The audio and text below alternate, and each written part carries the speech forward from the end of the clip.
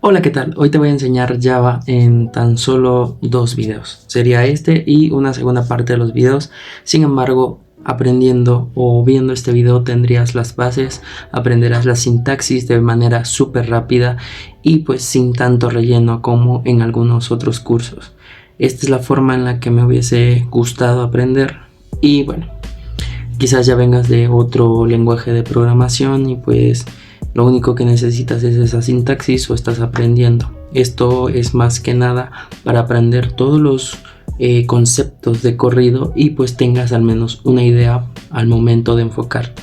Entonces puede ir dirigido a todas aquellas personas que simplemente quieran conocer la sintaxis de forma rápida y comenzar a darle al código, o para todas aquellas personas pues que están empezando en el mundo de la programación o aquellas que ya conocen Java y solo necesitan un repaso. Así que bueno, vamos a empezar.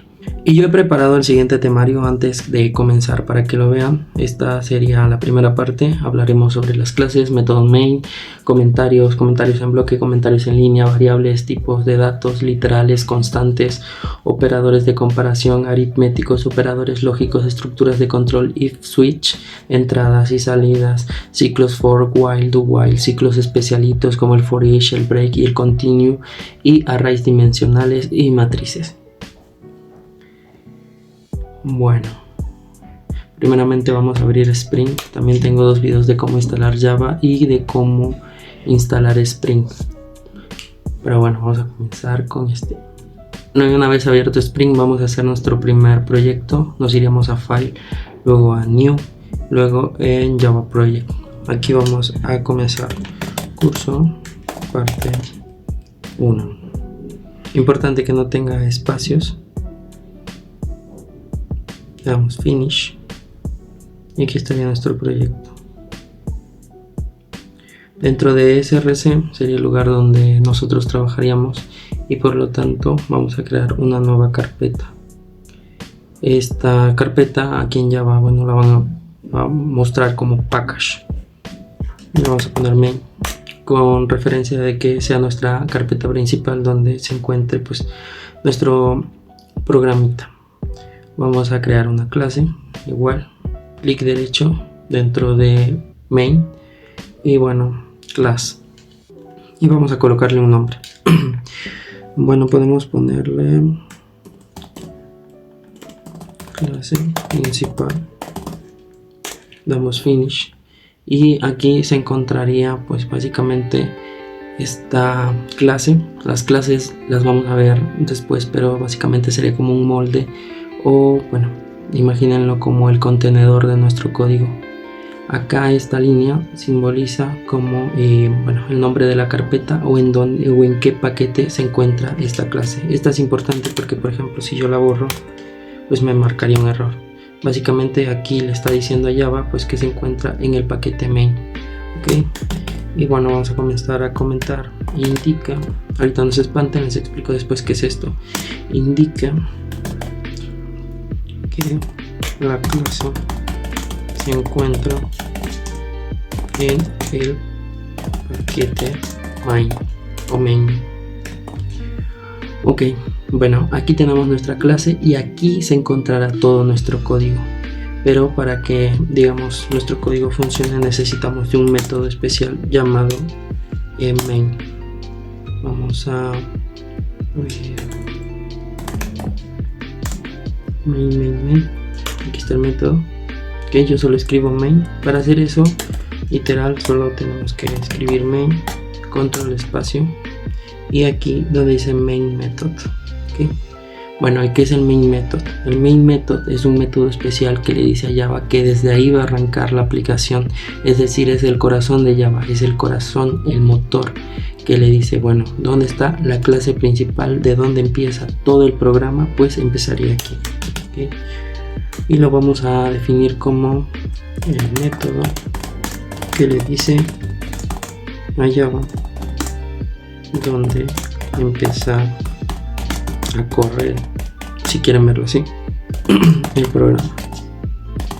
Ok, eso solo es para darnos una idea. Y bueno, ya vamos a comenzar con la parte divertida. Aquí en Java o en cualquier lenguaje de programación existe un término que se llama variable. Las variables no son más que una referencia a la memoria de nuestra máquina, y bueno, esta referencia tiene que ir ligada como tal a un nombre, ¿ok? Es decir, que si yo pongo, por ejemplo, no sé, referencia variable, este nombrecito se indicaría o dedicaría únicamente a ese espacio de memoria. Sin embargo, para que nuestra variable funcione necesita un tipo de dato. Los tipos de datos se separan entre varios puntos. Vamos a dejar este por el momento, pero vamos a comenzar con los booleanos. Y este tipo de datos se representa por medio de una palabra reservada. Las palabras reservadas no son como más que, veanlo así, como palabritas especiales que trae Java, ¿ok? No de forma tan conceptual, pueden buscarlo después, pero como les digo, este va más acelerado y ahorita ni me acuerdo que es una palabra reservada, pero no se preocupen. Esto sería una palabrita especial, ¿no? Boolean. Y ahora sí vendría la parte que les comentaba, que sería como nuestra referencia, el nombre que va a ir ligado a esa variable. Y puedo poner variable boolean. Y en Java cada sentencia se cierra con un punto y coma, es decir, cada declaración, cada línea se va a cerrar siempre con un punto y coma. Este punto y coma le dice a Java, bueno, aquí terminó esta declaración, luego viene otra y así se van cerrando. Aquí yo ya declaré mi variable, sin embargo esta variable actualmente no cuenta con un valor. Ese valor se lo vamos a dar, y bueno, se lo podemos dar de esta forma, variable boolean. Y como ven, estoy poniendo el mismo nombre, es decir, la referencia de memoria la estoy agarrando y lo estoy pasando acá. Y para asignarle un valor nosotros utilizamos el igual. Y un boolean solo acepta estos valores. Valores true y false. ¿Ok? O es verdadero o es falso. En este caso voy a decirle que sea true. Y cierro sentencia. ¿Ok? Aquí, bueno, yo le estoy asignando un valor a mi variable, ¿ok? La declaro, luego le asigno un valor. También podría hacerlo directamente de esta forma, por ejemplo, variable boolean, ejemplo 2, y yo podría hacer esto directamente. Ahora lo voy a poner false. Estoy declarando mi variable, le estoy poniendo la referencia del nombre y también le estoy asignando un valor. Bueno, continuamos. Vamos a continuar con las variables de tipo numérico.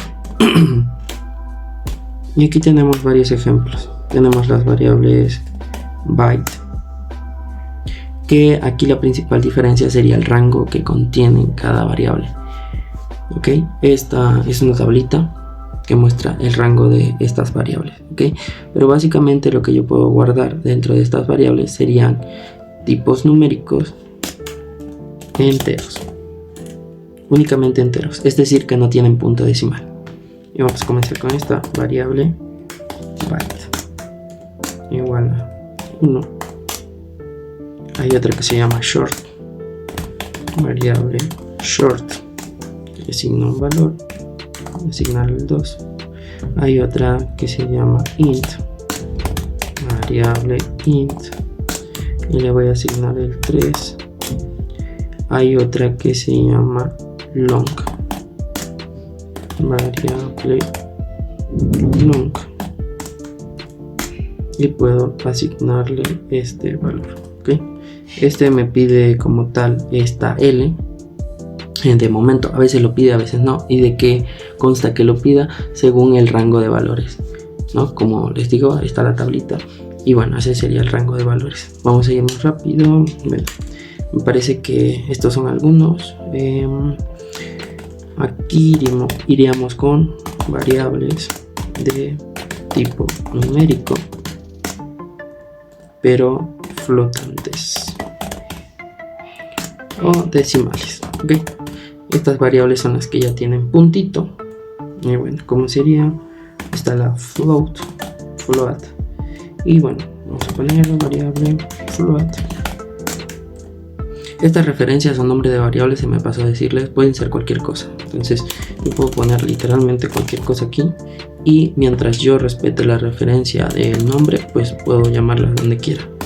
Pero de momento siempre voy a estar poniéndoles esto. Y bueno, estas aceptan esto así. Sin embargo, esta variable pide esta letrita al final. Esta letra al final solo es un indicativo a Java de que se trata de un float, no es como tal que esté guardando una letra. Lo mismo pasaría en el long, ¿ok?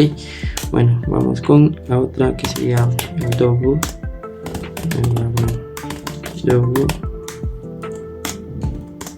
Igual a 4.5. Esta no me pide ninguna letrita, se declara directamente. Y están las variables también de carácter. Ok, esta sería un char. Y bueno, variable char. El carácter o este tipo de datos los conocen como cadenas, como de texto. Y bueno, en este caso, como habla de un carácter, simplemente acepta una letra y se escribe con comillas simples. Ponemos T, y por si acaso yo escribo otra letra, ya me marca error porque solo acepta una letra. Entonces este era un problema para Java, porque si necesitas escribir como palabras completas, ¿cómo lo harías? Aquí viene otro tipo de dato, variables, o bueno, esta ya es como compuesta, es un tipo de dato especial de cadenas. Y esta, a diferencia de las demás variables, que estas serían como primitivas, son variables primitivas, es decir, que están de forma directa en las variables de tipo cadena o texto, o bueno, en este caso sería un string.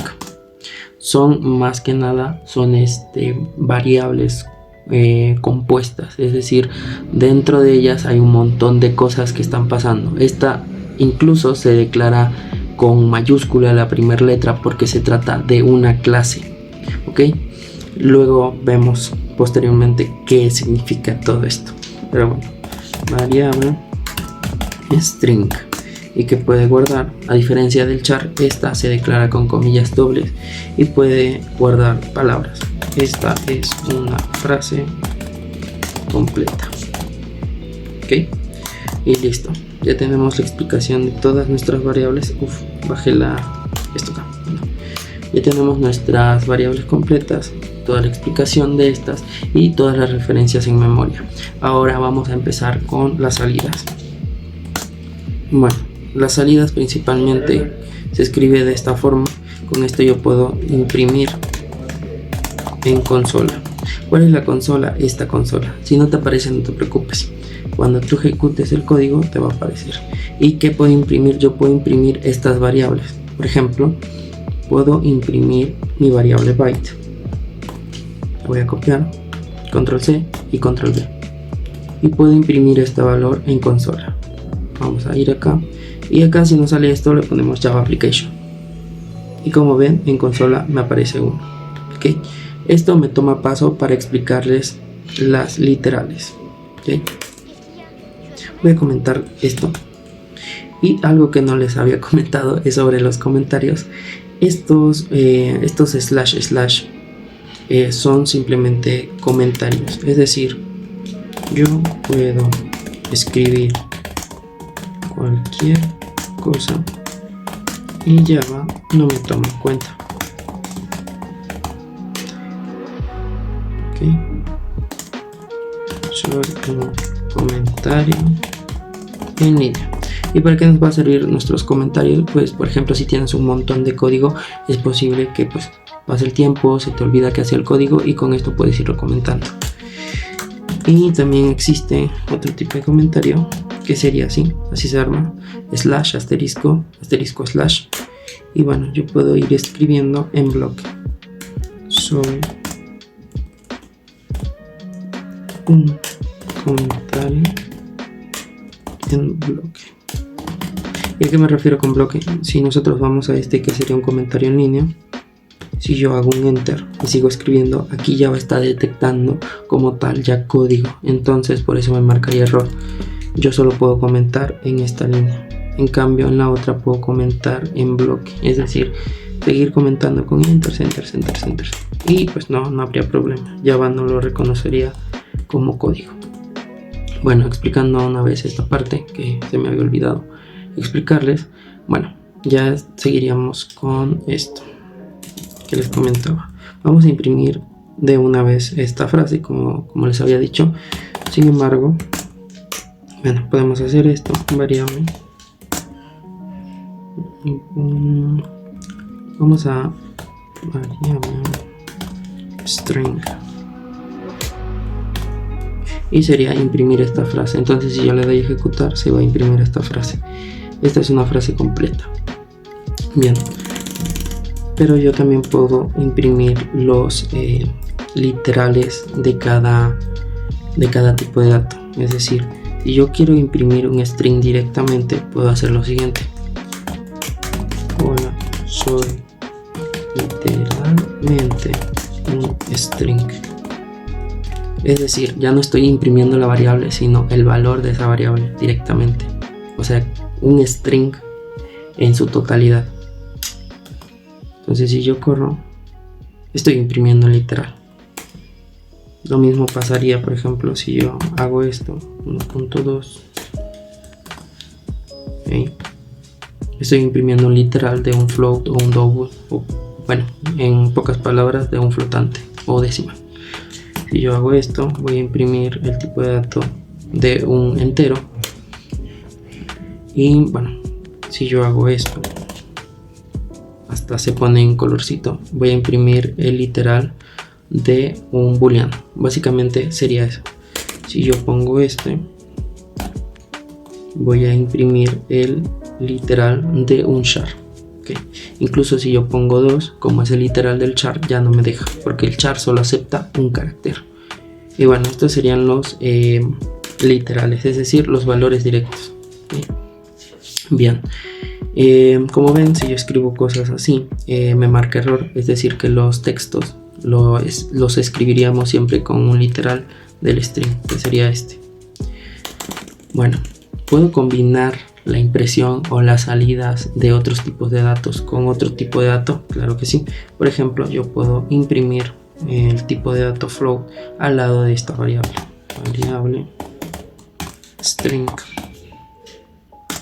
y lo puedo concatenar así, variable float, guardo y ejecuto. Esta es una frase completa, 3.6, que sería el valor de esta variable acá y el valor de esto. Y como les comentaba, esta F solo es para que Java reconozca que es un flotante, no se trata de una letra. Bien, ahora continuando, vamos a ver qué sigue. Ya expliqué qué es el método main, que serían los comentarios, variables literales. Me faltan las constantes. Bueno, una constante sería lo siguiente. Básicamente, por ejemplo, el ejemplo más burdo que se me ocurre ahorita, para que no se confunda, me voy a ir abajo. Pero el ejemplo más burdo que se me ocurre ahorita y que siempre lo ejemplifican con esto es una función. Por ejemplo, tenemos pi. Y bueno, pi sería ¿qué tipo de dato? Un decimal. Entonces puedo usar el double y voy a poner pi. ¿Okay? Ese sería mi nombre. Y bueno, voy a poner 3.60 y chalala, ¿no? Que sería el pi. No sé si este es el valor correcto, pero es un ejemplo. Y bueno, como yo sé que pi nunca va a cambiar, yo puedo poner lo siguiente: final. Final, esta palabrita final le dice a la variable que será una constante. Es decir, a la variable le dice ya no seas variable, sea una constante, y una constante es algo que ya no cambia su valor. Entonces, recuerden que yo hacía esto, primero declaraba y luego le ponía un valor acá. Bueno, voy a hacer lo siguiente, aquí ya le puse un valor, pero yo puedo asignarle otro. Entonces voy a poner pi y le voy a tratar de asignar esto. y me marca error. ¿Por qué me marca error? Porque ya es una constante, porque esto ya no es una variable, ya no va a cambiar. En cambio, si yo le quito eso, ya no me marca error, porque ahora pi sí es una variable. Entonces con final yo puedo decirle que es una constante, no vas a cambiar. Y esto pasa igual con esto, ¿no? Con las variables que están acá. Ahora, quiero que vean algo interesante aquí que no les mencioné, pero es importante que lo sepan, puesto que, por ejemplo, ya vieron la asignación que hice acá. Entonces puedo hacer lo siguiente: variable string, cambiaré el valor. Estoy mandando a llamar la misma variable que está aquí arriba y estoy asignándole otro valor abajo. Entonces, cuando yo imprima esa variable,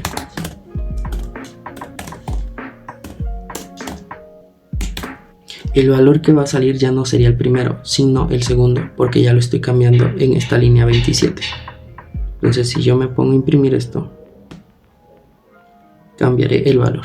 La variable se reasignó su valor, y lo mismo puede pasar con las otras variables, ¿ok? Bien, continuando con esto, vamos a ir al temario. Aquí ya quedó, y vamos con los operadores aritméticos. Bien, operadores aritméticos. Voy a comentar todo esto para que no afecte el código. Y bueno, operadores aritméticos. ¿Qué sería un operador aritmético? Bueno, todas las operaciones de suma, resta, multiplicación, división, y está también el módulo o resto, también conocido. Bueno, ¿cómo se usan esto? Si quieres sumar, sería el más. Si quieres restar, sería el menos. Si quieres restar, vamos a poner aquí, restar. Si quieres dividir, sería este. Si quieres multiplicar, sería este. Si quieres módulo o resto, sería este. Ok, bien. Estos serían los operadores aritméticos. ¿Para quiénes van los operadores aritméticos? Los operadores aritméticos solo afectan a los tipos de datos numéricos. ¿Y cuáles son los tipos de datos numéricos? Pues ya los habíamos dicho, ¿no?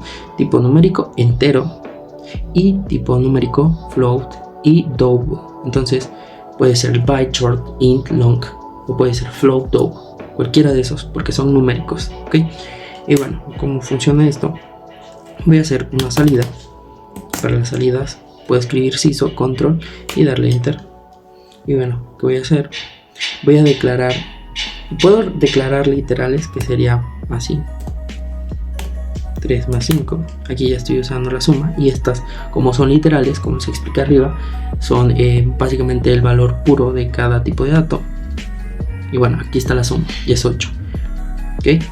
Voy a usar esas literales, pero sería lo mismo que usar variables. Entonces, int valor 1 igual a 3.4, perdón, y valor 2 igual a 4.6.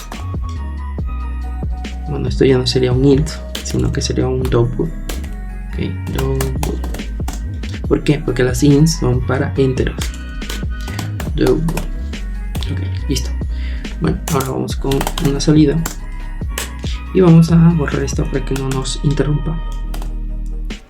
Y bueno, otra cosa que se me pasó comentarles: si vieron la reasignación de acá, es porque Java se lee de arriba hacia abajo.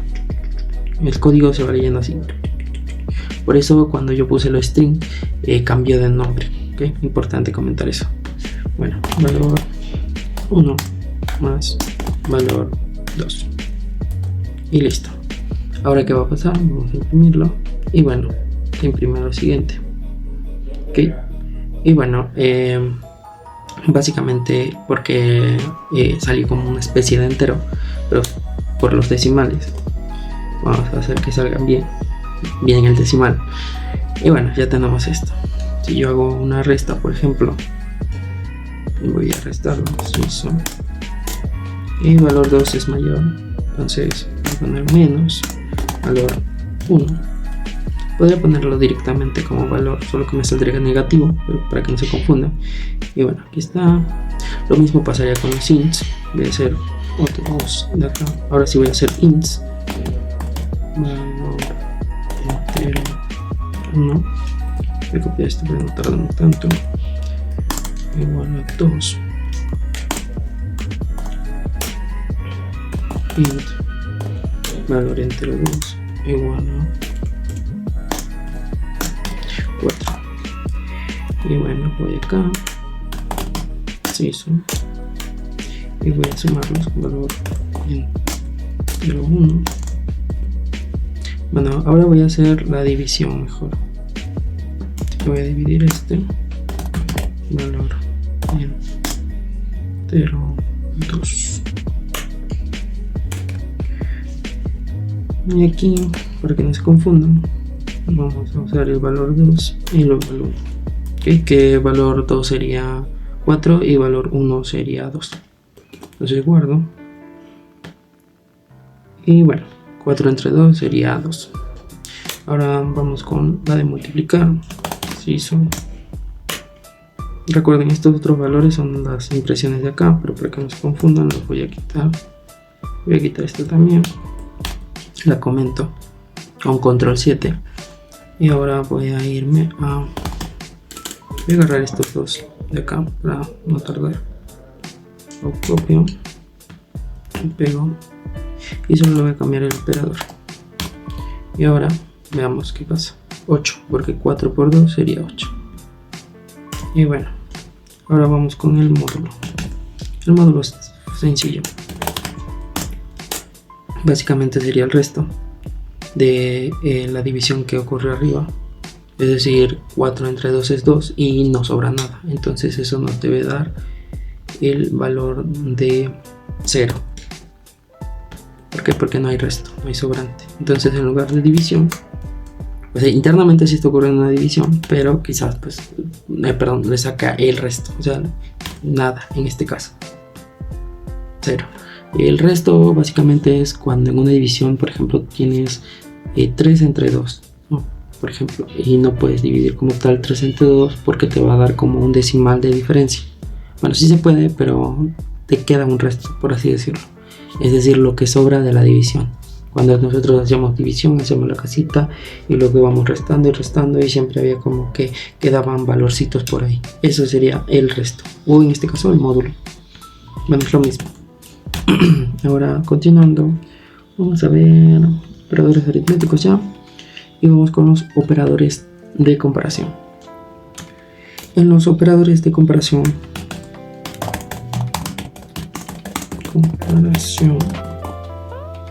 para ir más rápido voy a usar literales ahora. Voy a hacer CISO.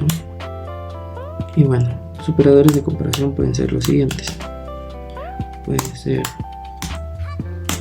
mayor que, menor que,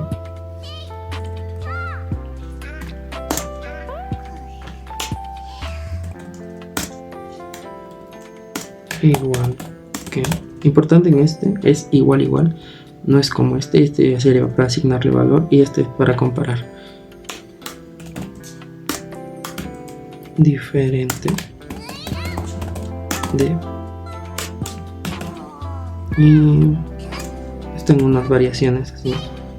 Esto sería menor o igual que, y esto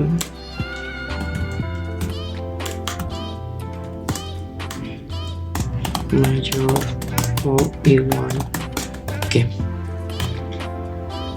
Bueno, y podemos usar literales. Vamos a empezar con la primera, con la de mayor que. Y estos devuelven como valores booleanos, es decir, los trues o los false de acá. Eso sería devolver una literal booleana, ¿ok? Entonces se hace la pregunta, 5 es mayor que 2 y da true. Si yo pongo 1, sería false. Voy a comentar este. Lo vamos a llevarlo rapidito y lo vamos a hacer aquí todo para que sea más sencillo. 5 es menor que 2, falso, pero si pongo 1, 1 es menor que 2, true, ¿ok? Y así sucesivamente. Vamos con el otro. 1 es igual a 2, falso, pero si yo pongo 2, entonces es un true. Vamos con el otro, de diferente. 3 es diferente de 2, sí, es un true. Pero si lo pongo igual, es un false. Y bueno, vamos con los de mayor o igual, menor o igual. Entonces 2 es menor que 2, no, pero si son iguales, entonces daría un true. 1 es menor o igual a 2, sí, entonces daría un true. Y si yo lo pongo 6, esto da un falso. Ahora vamos con el mayor. Mismo caso, 2 es mayor que 2, no, pero son iguales y es un true. Y aquí 5 es mayor o igual a 2, sí. Pero si pongo 1, ella me estaría dando un falso. Listo. Bien, y esos serían los operadores de comparación. Ahora vamos con los operadores lógicos, que están rapidito, en cortinas. Bien, los operadores lógicos se los voy a enseñar también con literales.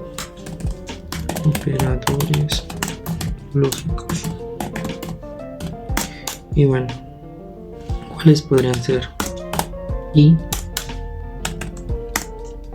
o negación, ¿okay? Que se representan de la siguiente forma, y básicamente sería con el ampersand, 2 ampersand, o sería con estos dos palitos no sé cómo se llaman, y la negación sería el signo de admiración. Y bueno, ¿cómo funciona? Funciona de la siguiente forma. Voy a usar los operadores de acá. Y bueno, voy a decir si 1 es mayor a 4. Y ahí va el operador lógico. Y 5 es mayor a 2. Y vamos a poner 10. Entonces, ¿qué sucede? Aquí 10 es mayor a 4 y 5 es mayor a 2. Voy a agregar otro. 3 mayor a 1. Igual, mismo caso, devuelve una literal de booleano. Entonces aquí me da un true, porque 10 es mayor a 4 y 5 es mayor a 2 y 3 es mayor a 1. Sin embargo, voy a poner 0. 0 no es mayor a 1. Entonces, ¿qué sucede en ese caso? Me devuelve un false. ¿Por qué? Porque el i espera que todo se cumpla. Entonces, esto se puede resumir.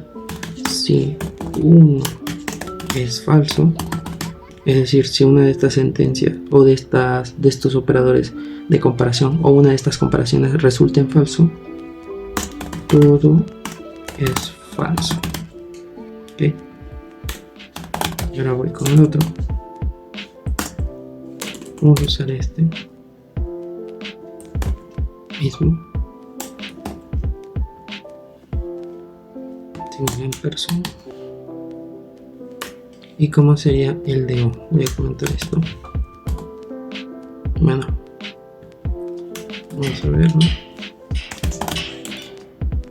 Si uno es true, todo es true. ¿Ok? Sería básicamente lo contrario. Entonces esto ya no sería esto, sino que sería así, o aquí sería o. Bien, entonces veamos qué sucede. 10 es mayor a 4, 5 es mayor a 2, pero 0 no es mayor a 1. Pero aún así sería true, porque 2 escenarios se están cumpliendo. Y ahora voy a hacer que este escenario no se cumpla. 5 es menor a 2. Y me da true, porque aún así este escenario se está cumpliendo. Entonces voy a decir que 0 es mayor a 4. Aquí viene el false. ¿Por qué? Porque ninguno de los escenarios se está cumpliendo. Y vamos con el último, que es el más sencillo. Y aquí vamos a poner 4 mayor a 3, a 4. Bueno, vamos a ponerle menor. Y aquí vamos a poner 6. Vamos a hacer lo siguiente. Vamos a poner paréntesis. Y vamos a imprimir primero acá para ver qué sale. Y devuelve true, porque en efecto 4 es menor a 6. Pero si yo agrego el de negación, me devuelve false. Entonces lo que hace el símbolo o esta negación es alterar el valor literal del booleano a lo contrario, que sería un false. Y eso sería básicamente los operadores lógicos. Y listo. Ahora vamos con una estructura de control llamada if y otra estructura de control llamada switch.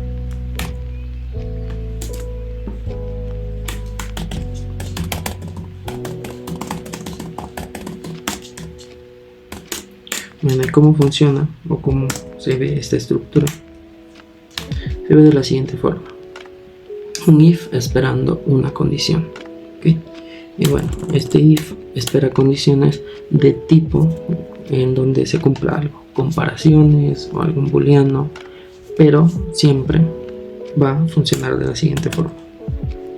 El if siempre espera un true. Y viene su acompañante, que sería el else.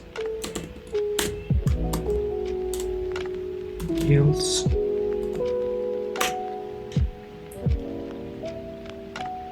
Y aquí vamos a comentarlo. Lo voy a comentar acá. El else es lo que pasa si if no se cumple. ¿Sí? No necesariamente que sea un false, sino simplemente con que if no se cumpla. ¿Okay? En este caso voy a usar igual los literales. Vamos a usar literales enteros. Y voy a poner lo siguiente. 6 es mayor a 3. Y bueno, acá cada if tiene esto que le conocen como, así que lo tengo apuntado, literales compartidos lógicos. Bueno, no lo tengo, pero básicamente esto sería un bloque, ¿okay? Un bloque de código. Y aquí está su apertura y aquí está su cierre. Es decir, que todo lo que se cumple acá se va a ejecutar. Todo el código que está acá se va a ejecutar. En el caso del else, todo el código que esté dentro de estas llavecitas se va a ejecutar. Lo mismo ocurre cuando nosotros tenemos nuestra clase principal. Esta llave le dice que todo lo que está dentro se va a ejecutar. Todo lo que está dentro de main se va a ejecutar. Y de esa forma también trabaja el if. Entonces esta sentencia o este bloque pues le va a decir que todo lo que esté dentro se va a ejecutar. Entonces que está dentro, lo siguiente se cumplió. Y aquí se hizo if no se cumplió. Y bueno, ya tengo 6 es mayor a 3, sí. Entonces se tendría que imprimir esto. Se cumplió. Si yo hago caso contrario, por ejemplo 3 no es mayor a 3, sino que son iguales, if no se cumplió. Y para comprobar que siempre está esperando un true, yo puedo poner directamente la literal del booleano true. Se cumplió. y si yo pongo false no va a caer porque if siempre está esperando un true. If no se cumplió. Listo. Bien, en este caso voy a poner otro que se llama else if, y aquí también está esperando una condición que vamos a poner que 3 es menor a 10 menor a 1. Esto va a dar falso, y aquí vamos a poner que 10 es mayor a 2. Okay, y vamos a hacer un else. Y aquí vamos a imprimir, vamos a pasar esto que está acá abajo, if, y su variante no se cumplió. Y aquí vamos a poner lo siguiente: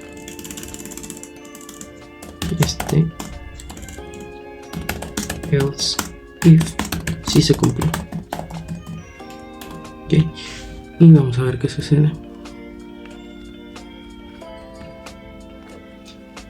Else if sí se cumplió. ¿Por qué? Porque dio false, y cuando vino a preguntar acá, pues 10 sí fue mayor a 2. ¿Okay? Y esto básicamente sería el if. Ahora, hay variantes o hay formas de tener if dentro de if. Por ejemplo, yo puedo hacer lo siguiente. Que vamos a poner esto. Voy a poner 10 igual a 10. Y esto se va a cumplir. Yo también puedo tener un if dentro de este if. Aquí poner una condición de que 5 es igual a 5. Y aquí incluso tener otro if que podría ya tornarse mala práctica, pero bueno, solo para que sepan que sí existe. 3, 2 igual a 2. Entonces vamos a ver, todas estas se cumplen, entonces se va a imprimir el bloque de código de este if. ¿Okay? Solo para que vean que llego hasta este if, y si ejecuto llego hasta este if, evalúo true, true, true, y se imprimió eso. Pero fue en una unidad. Lo mismo pasaría con el else if, con el else. Yo puedo tener un else aquí, poner otro sys, otro print line, llego al else, y como hago que llegue al else, solo si if que está dentro de ese bloque no se cumplió. Entonces puedo poner un 4K y ya me va a soltar el else. Llego al else. Listo. Entonces ya con los anidados. Y ahora vamos con el switch. Switch. Este es fácil. Switch. Y bueno, se forma de la siguiente manera. Voy a acomodarlo bien. Voy a ponerle break. Voy a poner un inciso. No ningún case se cumple. Y les explico. Bueno, el switch se compone de una llave y de valores. ¿Ok? Esta llave podría ser una variable. Por ejemplo, yo voy a poner una variable aquí de tipo entero, int. Llave le voy a poner. Puede ser cualquier nombre, recuerden. 3. Voy a poner 2 porque solo voy a poner 2 escenarios, pero podría ser varios. Y esta llave va a ser evaluada dentro del switch. Entonces aquí voy a poner el caso 1.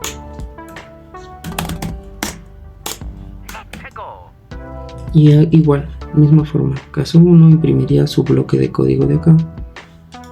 Soy el caso 1. Y me iría acá, copio esto. Y el switch. Y acá voy a hacer 3.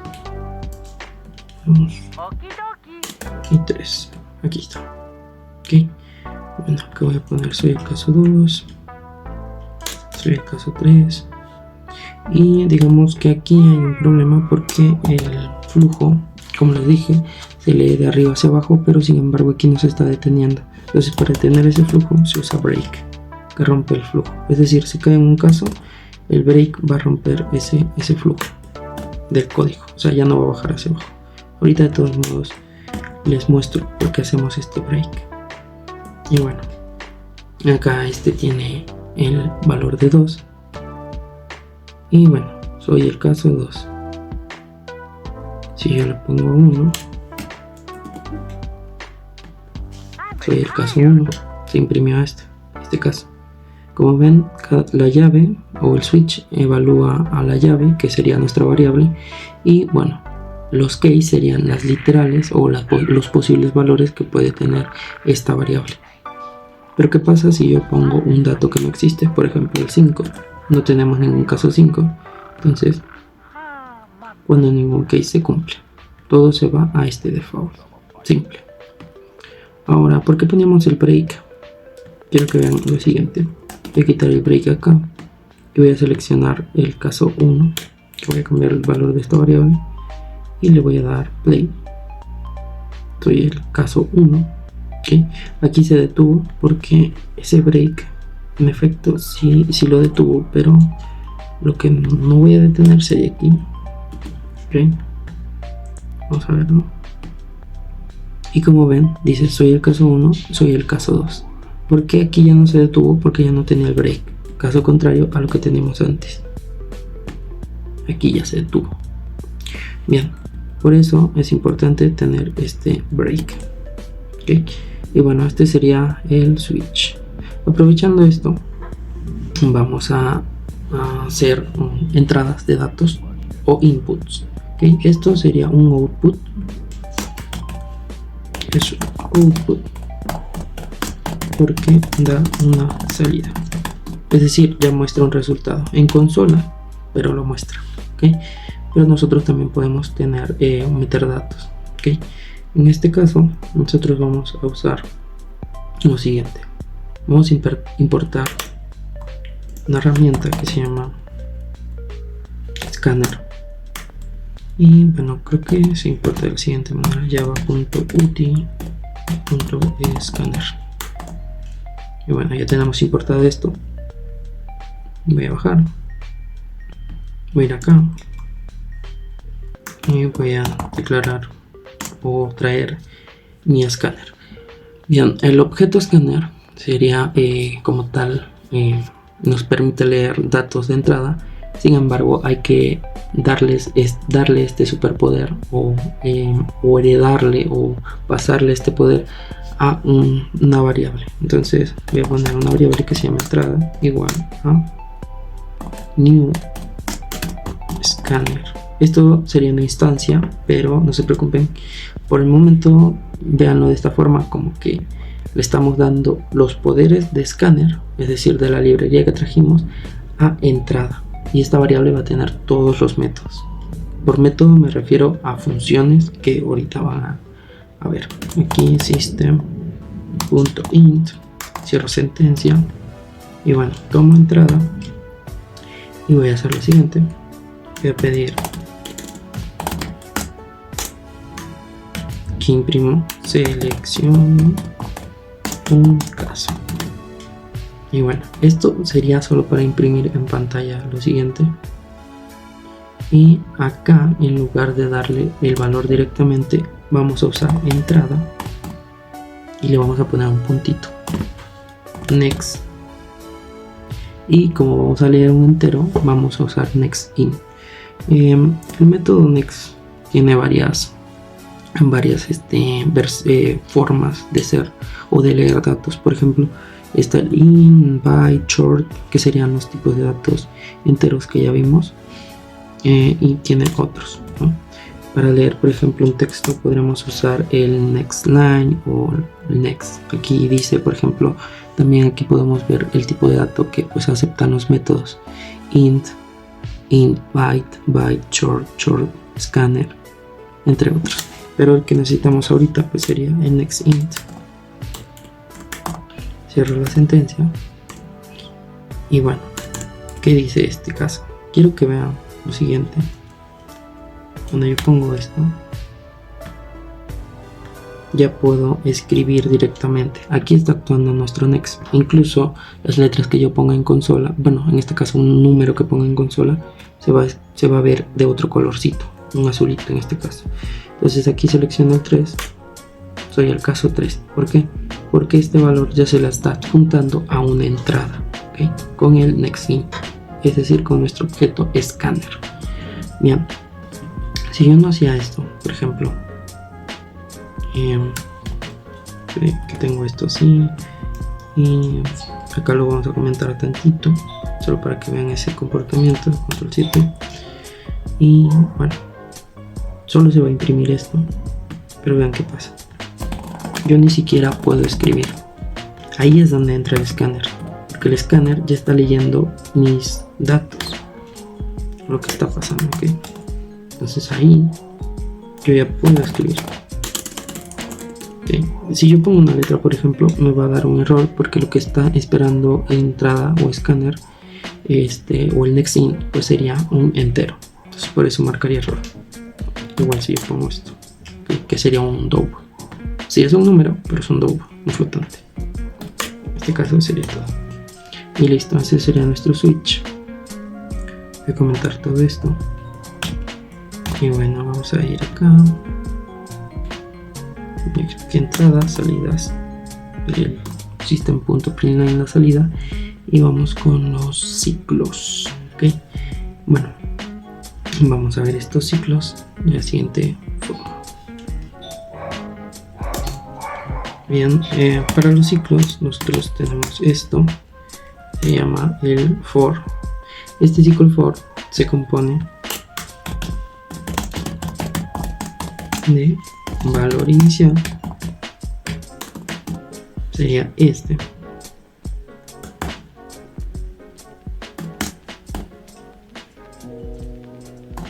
condición, que recuerden esto devuelve un booleano.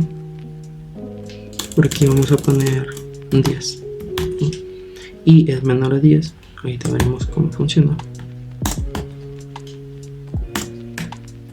Incrementador o iterador, como que quieran llamarlo, sería este y más. Bueno, no se espanten por el y más. Es equivalente a poner y igual a i más 1. ¿Okay? Esto es esto. ¿Okay? Lo mismo pasaría si ponen y menos. Es decir, sería acá menos. Bien, fácil. Bueno, ahora vamos a acá y vamos a imprimir. ¿Qué vamos a imprimir? El iterador. Y veamos qué pasa. Me lo imprimió 9 veces. ¿Por qué? Porque le estoy diciendo que cuando sea menor a 10, pues esto no se cumple. Si quiero que solo se imprima hasta el 10, tendría que hacer esto. O le pongo que sea menor a 11, o le pongo que sea menor o igual a 10. Vamos a ver. Y listo, del 1 al 10. Y para que lo vean de buena forma, vamos a poner un 3 acá. Y vamos a debuguearlo. Aquí, sería aquí.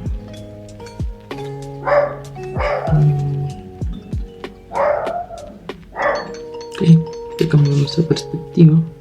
Y bueno, estos valores vienen de los de arriba, me parece. Pero nosotros queremos ver esto. Y como lo veremos, paso a paso. Okay, empezamos con este. Y empieza nuestro contador. Aquí dice que i vale 1, que sería nuestro valor inicial, es decir, cuando entra, pues empieza valiendo 1. Luego continúo, acá, da la vuelta, y aquí el incrementador ya va a ser esto, que sería sumarle 1, y ahora ya no va a valer 1, sino que ya se efectuó y vale 2. sigue dando vueltas y aquí incrementó, hace la condición y ahora i ya vale 3. Entonces cuando da el siguiente giro, como ya vale 3, la i ya le dice i es menor o igual a 3, ok, ya es igual a 3 y se acaba nuestro ciclo, ok. Y bueno, de esa forma funciona. Ahora vamos a minimizar esto y también vamos a dejarlo acá, ¿sí? Y bueno, este sería nuestro primer ciclo, ¿okay? Esta sería la condición y ahora vamos con el otro. Va súper rápido, lo sé, pero vamos aquí y vamos a ver al while, ¿ok? While, ¿cómo sería este? Bueno, el while sería básicamente casi lo mismo, y es más, lo voy a hacer con lo mismo. Con el contador sería un índice igual a 0. Y acá voy a poner ese contador con una evaluación menor o igual a 10. Y este contador lo vamos a poner en 1 para que empiece en 1. Ahorita les explico qué va a pasar. Importante, los de comparación que siempre vayan juntos porque si no marca error. Y acá voy a imprimir lo siguiente. Bien, imprimo el contador y acá tengo que afectar a mi contador. ¿Cómo lo afecto? Con algo muy parecido acá, más, ¿ok? Eso sí quiero, ok, bueno, eso sí quiero afectar como tal a ese valor. Entonces queda de la siguiente forma: valor inicial, que sería nuestro contador, y lo que está entre paréntesis sería la condición, ok. Y bueno, dice main obsoleto método, ok. Bueno, continuamos y acá vamos a ver qué sucede. Como ven, me imprime del 1 al 10 porque ahora este sería nuestro iterador y listo. Acá se está afectando, básicamente está pasando lo mismo que arriba, solo que acá sería nuestro valor inicial. Bien, fácil, rapidito, y eso sería todo. Esto está chévere porque, por ejemplo, el while puede identificar como tal que algo sea un booleano, que por ejemplo, mientras sea true se seguirá cumpliendo, seguirá dando vueltas ese while, y si yo pongo ya un false, pues ya no entraría en esa evaluación. Entonces se pueden hacer ciclos con booleanos. Bueno, vamos al otro que se llama do while. Y bueno, básicamente, además voy a agarrar este contador de acá y lo voy a pegar acá. Está fácil. Y este de acá, que iría en la condición, ok.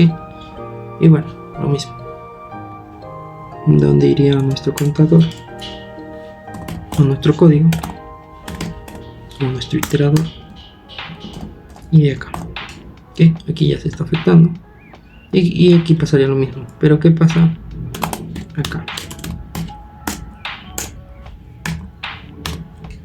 No sería ahí el contador. Ahí está. Va a pasar lo mismo básicamente, en 1 al 10. Sin embargo, el do while tiene una particularidad, que por ejemplo, se cumpla o no al principio esto, si se va a ejecutar. Es decir, por ejemplo, aquí estamos diciendo lo siguiente: contador es menor a 10. Bueno, esa es nuestra primera condición. Pero si yo pongo, por ejemplo, 11, contador ya va a valer 11 y no es menor a 10, ok. 11 no es menor a 10. Sin embargo, con el do while se imprime el 11. ¿Por qué?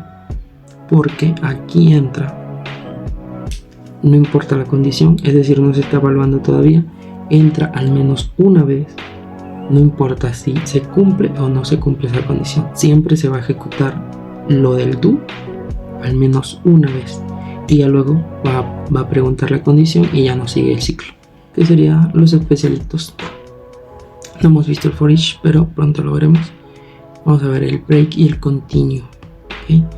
Y el break haría lo siguiente, ¿okay?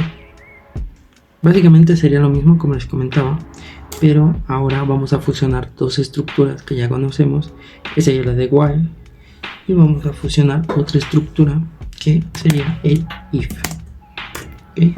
Y bueno, vamos a hacer una condición y le vamos a decir que cuando contador sea igual a 5, bueno, vamos a ponerle 3, que sea rápido, va a pasar lo siguiente: break, y vamos a quitar este, vamos a, bueno, está bien acá, sí, muy bien, vamos a quitarle este, sí, porque pasa segundo, y bueno, vamos a ver qué sucede. Y bueno, como pueden ver, lo que está pasando es que el flujo se está cortando justo cuando está el 3, es decir, ya no llega el 3, se evalúa y se corta el flujo, ¿ok? Entonces, digamos, esto podría ser útil, por ejemplo, en un problema en el que estén buscando una sola coincidencia y retornen algo, o pongan una banderita, o con que encuentre algo, ese algo corte el flujo. En este caso sería el break. Este break, si lo recuerdan, pues ya lo habíamos usado en cuestión del switch. Corta el flujo, mata el programa, por así decirlo. Y bueno, ya tenemos este break. Ahora, ¿qué pasaría si lo único que queremos hacer nosotros es exceptuar un valor? Es decir, exceptuar al 3, pero no cortar el flujo de raíz. Para este vamos a usar este for de acá y vamos a pegarlo acá. El continue, a diferencia del break, lo que haría es omitir o saltar esa condición, es decir, decirle continúa, no lo tomes, no corta el flujo, sino que hace que continúe pero omita ese valor. Entonces podría quedar como lo siguiente: aquí puedo poner un if, y cuando este iterador es igual a 2, vamos a darle un continuo, y acá ya no debe imprimir eso, sino solo 1 y 3. Si yo hago más largo esto, 10, 100 por ejemplo, puede que ya no imprima estos valores de, por ejemplo, si el módulo de i entre 2 es igual a 0, vamos a ver qué pasa. Recuerden que es igual, ok, solo me va a imprimir los impares, ok, y eso con el uso del continuo, una forma de hacerlo, ok. Incluso podemos terminar el programa acá. Aquí, por ejemplo, no sería aquí, sino que sería aquí. Y podemos usar una literal, números pares, porque están entrando en ese continuo. Es decir, para concatenar un valor con texto, podemos usar esto. Y acá solo vamos a imprimir números impares, porque sería lo que no entra en el continuo. Otra forma de resolver este ejercicio clásico. Vamos a picarlo. Aquí están números pares, números impares. Y lo hice con el continuo. Una aplicación sencillita. Ahora, bueno, seguiría el ciclo del for each. Sin embargo, para aplicar este ciclo tenemos que esperar un poquito más, ¿ok? Porque bueno, lo vamos a aplicar en unas listas, pero de momento vamos a dejarlo hasta aquí. Este for each pasaría a la clase de la parte 2. Ponerle listas en vez. Hash maps una vez. Bueno, vamos a continuar. ¿Qué faltaría? Bueno, array, dimensionales y matrices. Que por último vamos a ver los arreglos y matrices. Creo que se escribe así, no recuerdo. Pero bueno, vamos a hacer un arreglo de enteros. ¿Cómo sería un arreglo de enteros? Vamos a ponerlo así. Y para declarar que es un arreglo, le ponemos corchetes. Un arreglo no es más que la misma referencia a través del nombre, pero esta puede contener diferentes variables. Perdón, diferentes valores. Entonces, nosotros los declaramos así. Ahorita vamos a ver posteriormente qué sería. Y bueno, esto vamos a darle la palabra new int, y aquí tenemos que darle un tamaño a nuestro arreglo, es decir, cuántos valores puede contener. En este caso serían 3. Tenemos nuestro arreglo y nosotros podemos llenar este arreglo, ¿okay? Entonces sería de la siguiente manera. Si nosotros establecimos que son 3 datos los que van a entrar, estos datos empiezan a ser contados desde posiciones, es decir, el dato 1 iría en la posición 0, el dato 2 iría en la posición 1 y el dato 3 iría en la posición 2. Entonces sería de la siguiente manera. Aquí le pongo posición 0, va a ser igual, como es de int, y voy a decirle que sea un valor de 0, solo para no confundirnos. Control C, control B, control B. Aquí ponemos 1, ponemos 2. Y que vamos a poner los mismos valores, ¿ok? Esto es para que los valores sean igualitos. Recuerden, los valores son los de acá. Yo puedo poner 5, 4. Sin embargo, lo que no puedo hacer es darle más posiciones. Aquí ya no se podría. Ok, sí me lo está aceptando, pero esto no es correcto, ¿ok? No debe ser más posiciones. Vamos a ver qué pasa si yo imprimo este arreglo como tal. Vamos a ver qué sucede. Me imprime una referencia en memoria, ¿ok? Esta referencia en memoria es donde existe como tal el valor de arreglo. Pero si yo imprimo esto, que sería valor 0, me da 0. Voy a cambiarlo para que vean, no 1. Y ahí está, ok. Pero me estoy metiendo como tal en cada posición. Para yo poder imprimir esto, puedo hacer uso de un for. Y puedo hacer lo siguiente. Más ya está, me lo marca. Sí, eso.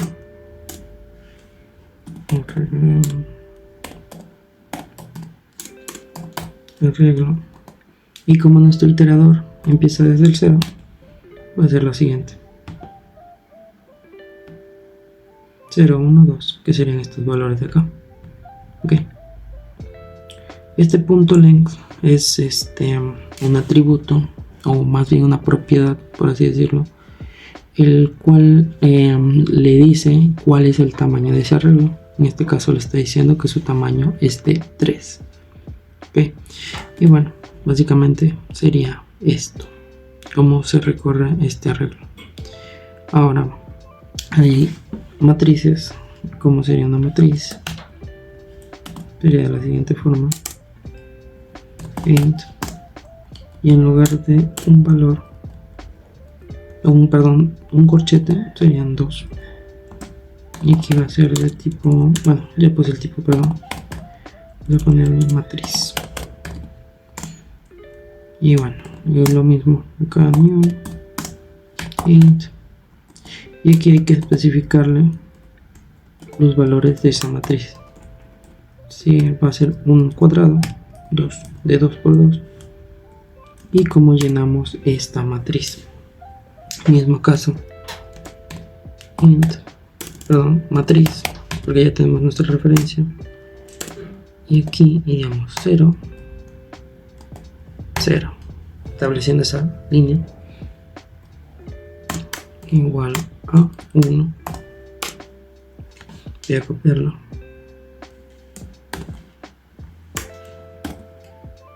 No voy a copiar todo para que sea más rápido. 2, aquí 2. Y listo. Con esta nuestra matriz ya estaría completa. Entonces, ¿qué sería esa matriz? Pues veanlo de esta forma.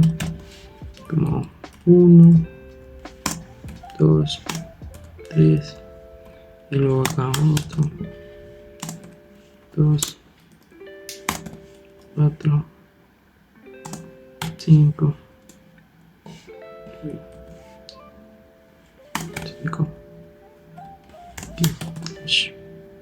4, 3 y así.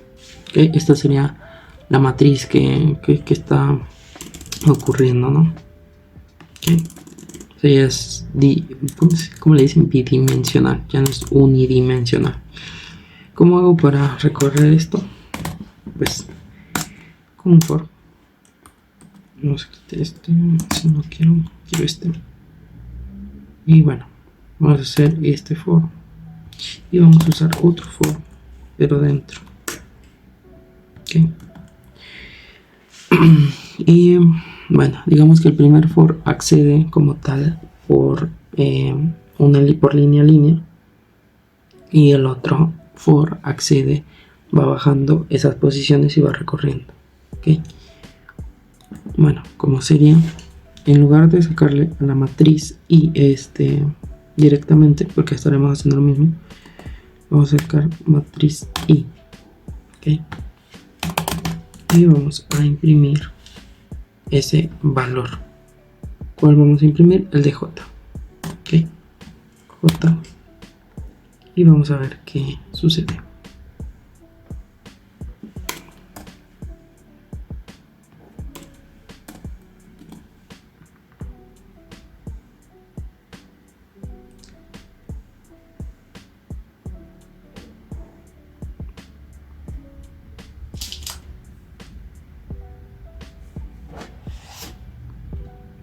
Ok, ya encontré el error. El error es que son los tamaños de la matriz. Yo le había puesto 2, pero si fueran 2, pues solo quedaría hasta acá, porque recordemos que va del 0, 1.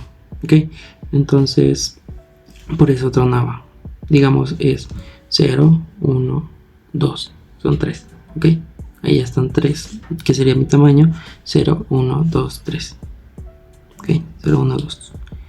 Bien, por eso tronó. Y bueno, nuestra J pues ya nos da eso. Y para verlo mejor vamos a hacer esto. Y acá vamos a imprimirlo así.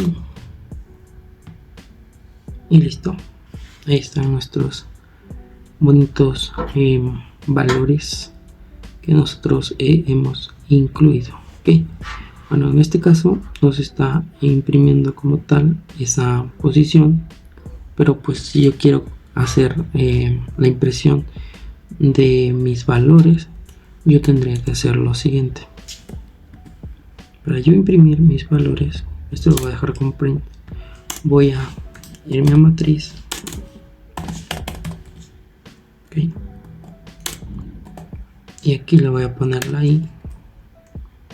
Y aquí le voy a poner la J. Y veamos qué sucede. Y como ven, también voy a poner como espacios al lado.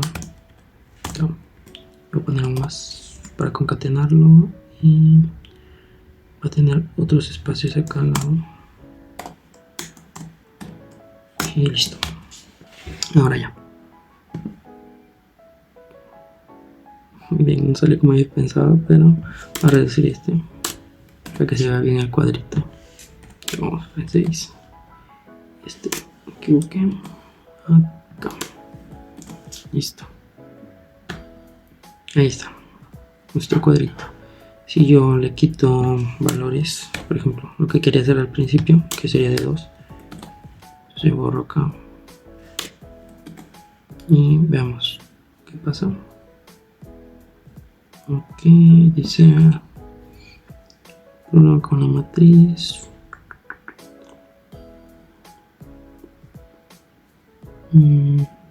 Cierto, es por esto. Ok, y bueno, 1, 2. Me gustaba el de 3. Bueno, esto sería básicamente todo. De esta forma se imprimiría.